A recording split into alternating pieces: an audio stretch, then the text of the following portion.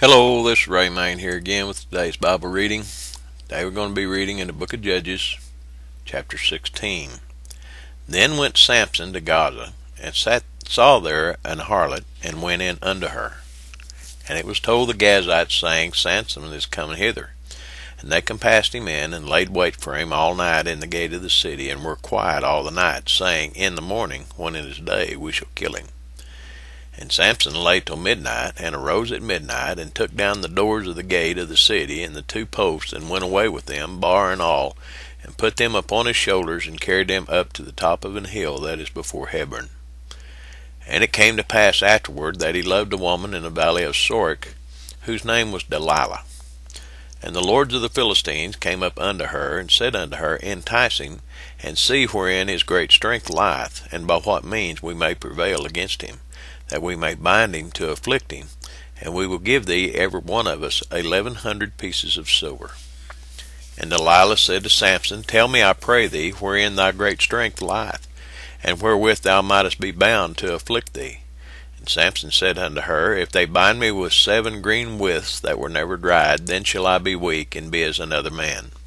Then the lords of the Philistines brought up to her 7 green withs which had not been dried, and she bound him with them. Now there were men lying in wait, abiding with her in the chamber. And she said unto him, The Philistines be upon thee, Samson. And he brake the withs, as a thread of tow is broken when it toucheth the fire. So his strength was not known. And Delilah said unto Samson, Behold, thou hast mocked me, and told me lies. Now tell me, I pray thee, wherewith thou mightest be bound. And he said unto her, If they bind me fast with new ropes that never were occupied, then shall I be weak, and be as another man. Delilah therefore took new ropes, and bound him therewith, and said unto him, The Philistines be upon thee, Samson. And there were liers in wait abiding in the chamber, and he brake them from off his arms like a thread. And Delilah said unto Samson, Hitherto thou hast mocked me, and told me lies. Tell me wherewith thou mightest be bound. And he said unto her, If thou weavest the 7 locks of my head with the web. And she fastened it with the pin, and said unto him, The Philistines be upon thee, Samson. And he awaked out of his sleep, and went away with the pin of the beam and with the web. And she said unto him, How canst thou say, I love thee, when thine heart is not with me? Thou hast mocked me these 3 times, and hast not told me wherein thy great strength lieth. And it came to pass, when she pressed him daily with her words, and urged him so that his soul was vexed unto death, that he told her all his heart, and said unto her, There has not come a razor upon mine head. For I have been a Nazarite unto God from my mother's womb. If I be shaven, then my strength will go from me, and I shall become weak, and be like any other man. And when Delilah saw that he had told her all his heart, she sent and called for the lords of the Philistines, saying, Come up this once, for he hath showed me all his heart. Then the lords of the Philistines came up unto her, and brought money in their hand. And she made him sleep upon her knees, and she called for a man, and she caused him to shave off the 7 locks of his head. And she began to afflict him, and his strength went from him. And she said, The Philistines be upon thee, Samson. And he awoke out of his sleep, and said, I will go out as at other times before, and shake myself. And he wist not that the Lord was departed from him. But the Philistines took him, put out his eyes, and brought him down to Gaza, and bound him with fetters of brass, and he did grind in the prison house. Howbeit the hair of his head began to grow again after he was shaven. Then the lords of the Philistines gathered them together for to offer a great sacrifice unto Dagon their god, and to rejoice, for they said, Our God hath delivered Samson our enemy into our hand. And when the people saw him, they praised their God, for they said, Our God hath delivered into our hands our enemy, and the destroyer of our country, which slew many of us. And it came to pass, when their hearts were merry, that they said, Call for Samson, that he may make us sport. And they called for Samson out of the prison house, and he made them sport, and they set him between the pillars. And Samson said unto the lad that held him by the hand, Suffer me that I may feel the pillars whereupon the house standeth, that I may lean upon them.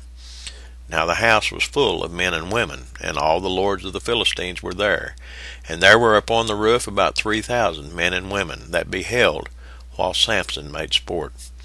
And Samson called unto the Lord, and said, O Lord God, remember me, I pray thee, and strengthen me, I pray thee, only this once, O God, that I may be at once avenged of the Philistines for my 2 eyes. And Samson took hold of the two middle pillars upon which the house stood, and on which it was borne up, of the one with his right hand, and of the other with his left. And Samson said, Let me die with the Philistines. And he bowed himself with all his might, and the house fell upon the lords, and upon all the people that were therein. So the dead which he slew at his death were more than they which he slew in his life. Then his brethren and all the house of his father came down and took him, and brought him up, and buried him between Zorah and Eshtaol, in the burying place of Manoah his father.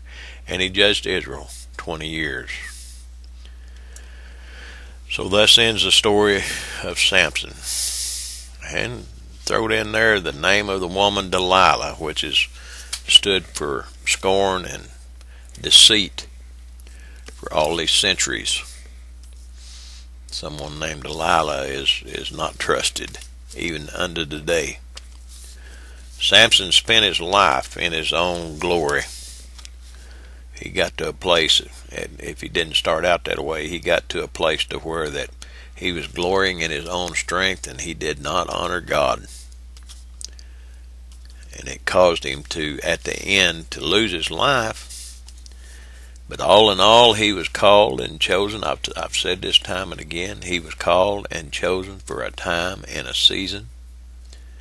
And at the end, he humbled himself enough to call on God, and was able to fulfill the purpose of God, which was to destroy the god Dagon and to destroy the Philistines. So you've got a purpose today. I've got a purpose today. It's up to us to find out what that is, maybe, and we may not ever know what it is, but we've got to be willing. But I would suggest to you that it would be best if you humbled yourself and don't be as arrogant as Samson. Recognize that what strength you have, whether you're a weak man or a strong, what strength you have comes from God. Your wisdom comes from God. Your knowledge or lack of it comes from God. And we need to acknowledge Him in all that. And we'll be better off. God bless you. Have a blessed day.